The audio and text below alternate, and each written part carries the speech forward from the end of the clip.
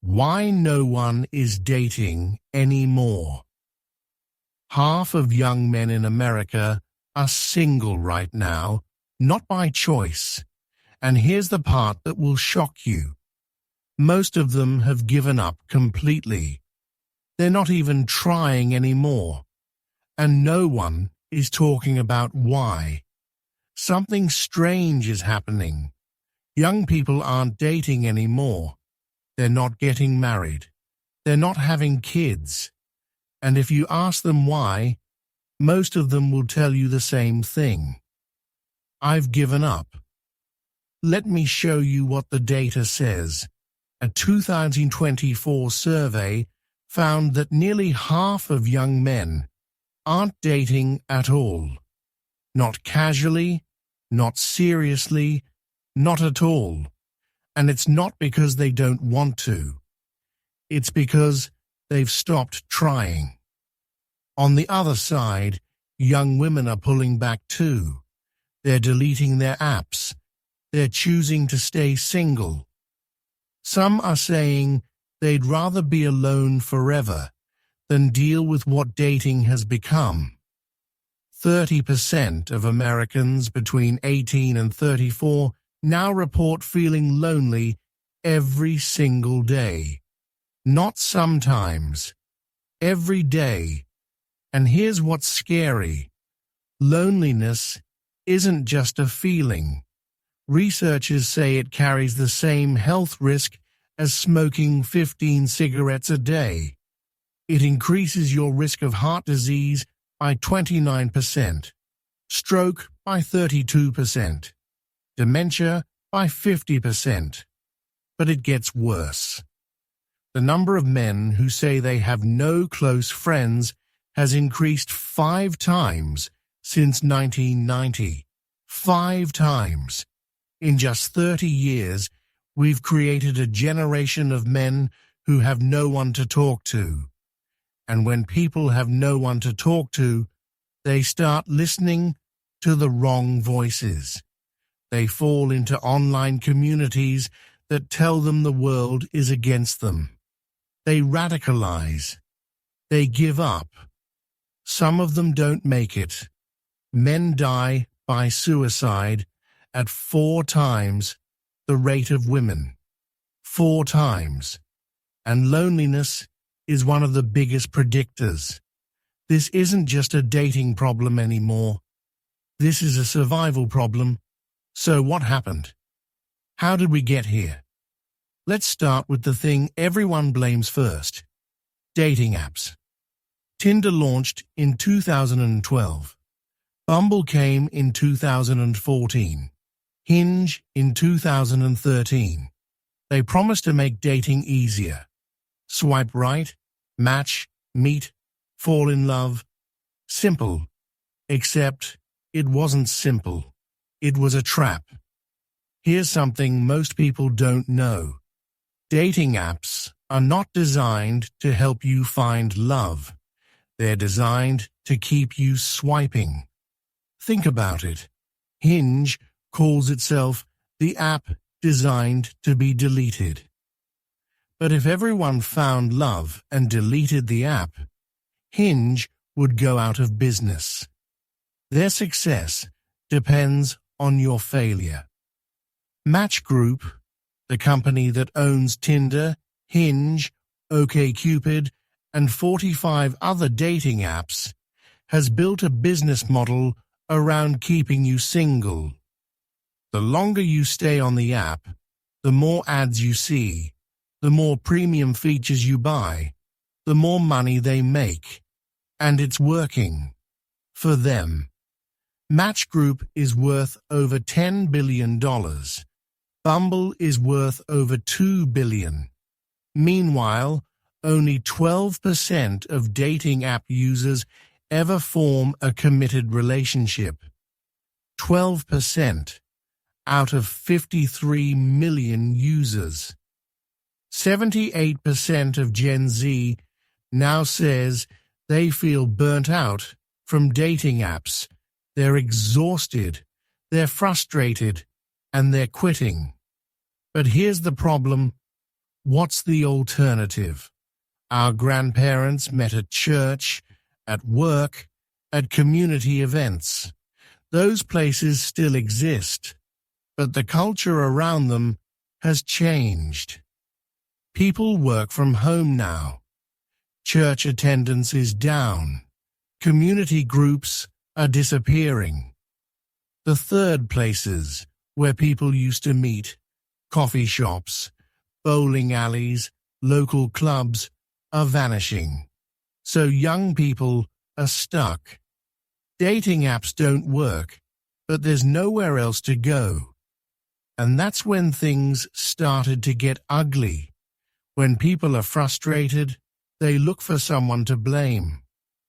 And in the dating world, men started blaming women. Women started blaming men. And the internet poured gasoline on the fire. On one side, you have influencers like Andrew Tate telling young men that women are the enemy, that modern women are selfish, materialistic, and not worth the effort, that men should focus on money, status, and themselves. Millions of young men are watching this content every day. On the other side, you have women saying they're done with men entirely. Last year, a question went viral on TikTok. Would you rather be alone in the woods with a man or a bear? Millions of women said they'd choose the bear, not as a joke, because they felt safer with a wild animal than with a strange man. Think about what that means.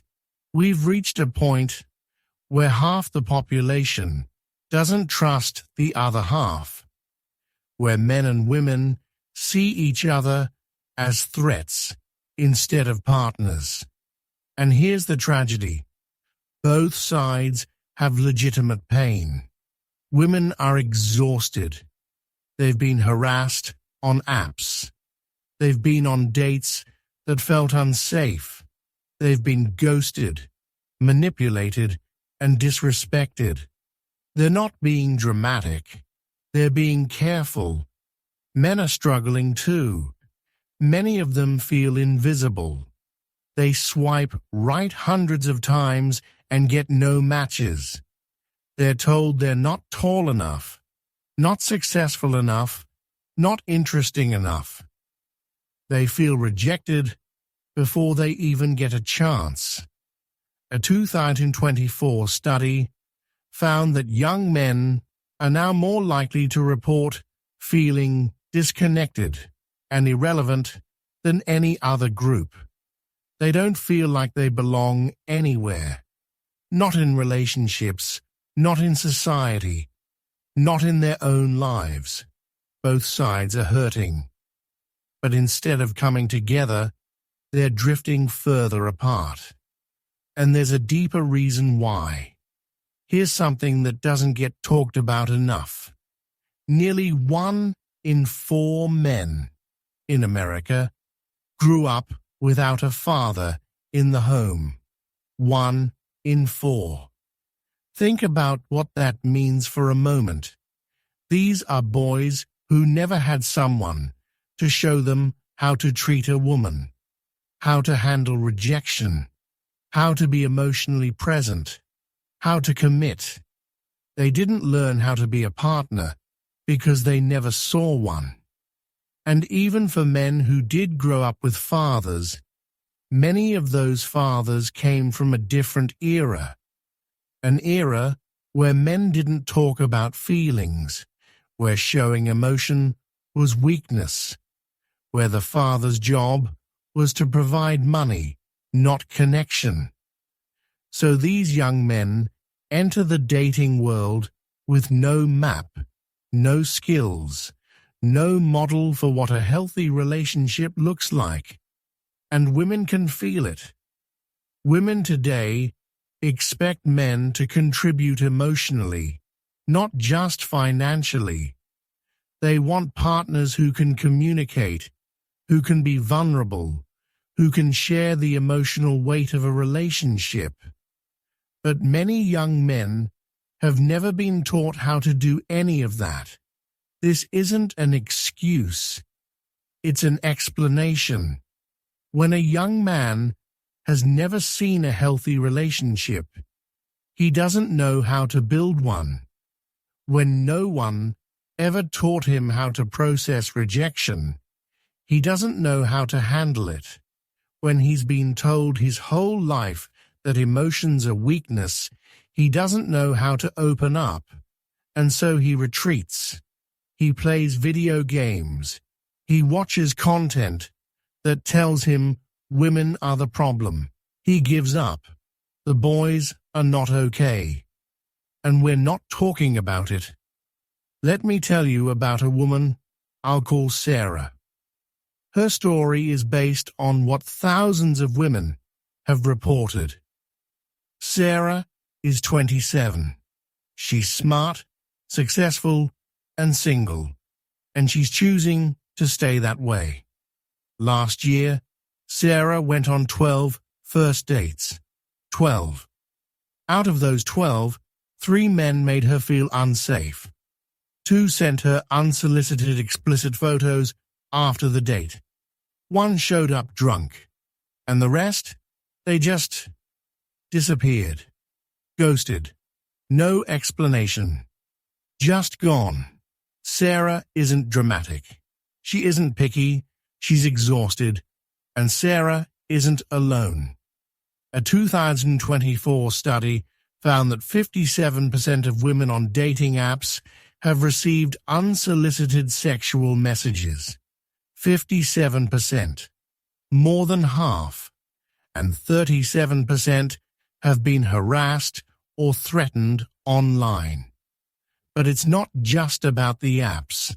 It's about what happens when you actually meet someone.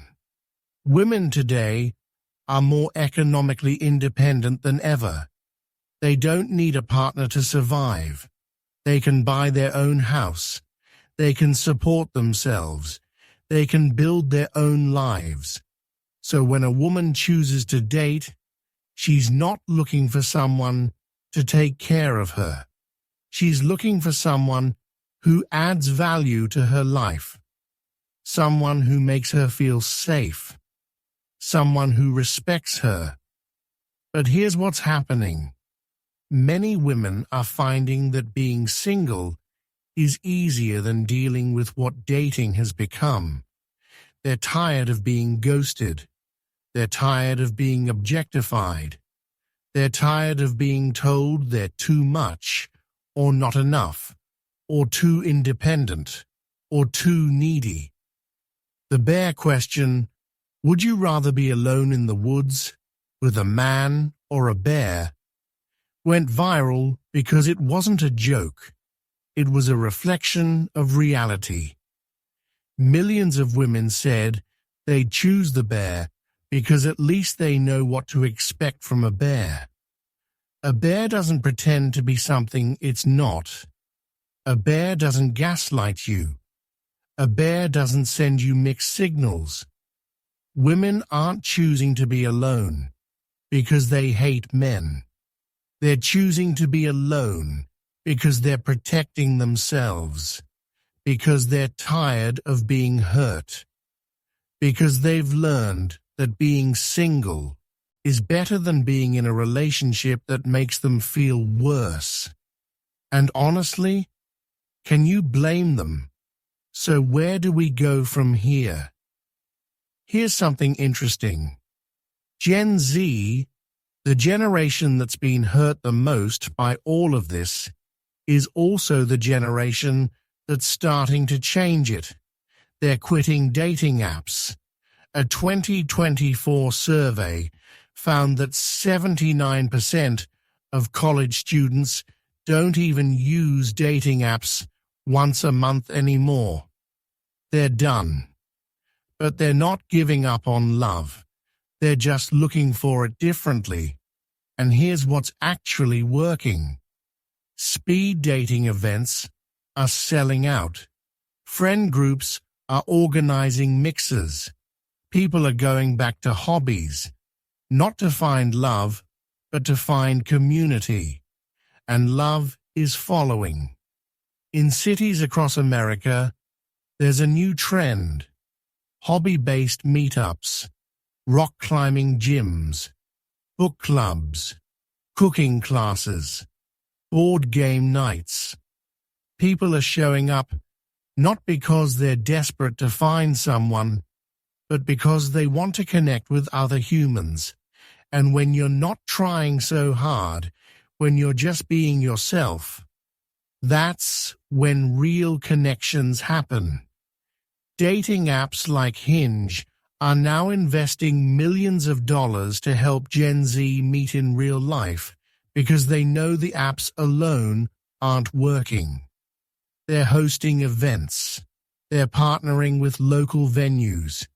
They're trying to become what they were supposed to be all along: a way to meet people, not a way to keep you swiping. Young people are also being more intentional. They're rejecting hookup culture. A recent survey found that Gen Z actually prefers monogamy over casual relationships more than any other generation. They want something real, something lasting. There's also a growing movement of men who are rejecting the toxic content and looking for healthier models. Men who want to be better partners, better friends, better people. They're out there. They're just harder to find because they're not screaming on the internet. The solution isn't better apps or more dating advice. The solution is simpler. Put down your phone. Show up in person. Join a community. Be yourself. And let connection happen naturally. I want to end with this. Half of young men are single right now. Not by choice. Millions of young women are single too. Also not by choice. They're all waiting for something to change, for someone to understand. The young man swiping alone in his apartment at midnight. He's not the enemy. He's scared. The young woman who chose the bear. She's not a man-hater. She's exhausted. They both want the same thing. Connection. Understanding. Someone who sees them. We've been told that men and women are at war, that we're too different to understand each other, that love is dead and dating is hopeless. I don't believe that. I believe we're going through a painful transition.